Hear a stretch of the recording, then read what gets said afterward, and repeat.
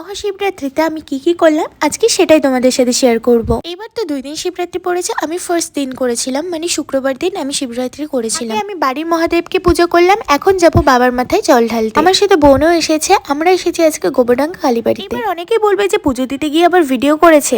আসলে তোমরা যখন নেগেটিভ জিনিসগুলো খুব ভালোই দেখাতে পারো, তখন আমি পজিটিভ জিনিসগুলো খুব ভালোই দেখাতে পারি। তো যাই হোক, আমরা খুব সুন্দরভাবে জলটা ঢালতে পেরেছি। জল ঢালে চলে এসেছি এবার ধূপকাঠি মোমবাতি দিয়ে আরতি করতে। আমি চেয়েছিলাম কালকের দিনটা শিবরাত্রি পালন করতে, কিন্তু সেটা হলো না, কারণ কালকে আমি যাব ওয়ার্কশপ করাতে। আমাদের দুজনেরই জল ঢালা হয়ে গেছে, এখন আসলাম জলেশ্বর মন্দিরে। আমি ভেবেছিলাম আজকে খুব কম মানুষ উপোস করবে, মানে মন্দিরটা ফাঁকাই থাকবে। তো এসে দেখি প্রচন্ড ভিড়, প্রচুর মানুষ জল ঢালছে। ছিল জলেশ্বর মন্দিরেও জল ঢালার, কিন্তু এত পরিমাণে লাইন ছিল, এত ভিড় ছিল, ওখানে সম্ভব ছিল না। এখনই কটা বাজে জানো তো? এখন বেজে গেছে প্রায় 10টা। এদিকে দেখছিলাম কত মানুষ, মানে এখন যে 10টা বাজে সেটা বোঝাই যাচ্ছিল না। শিবরাত্রি কেন পালন করা হয় বলো তো? কমেন্টে আমাকে কিন্তু অবশ্যই জানিও। হর হর মহাদেব।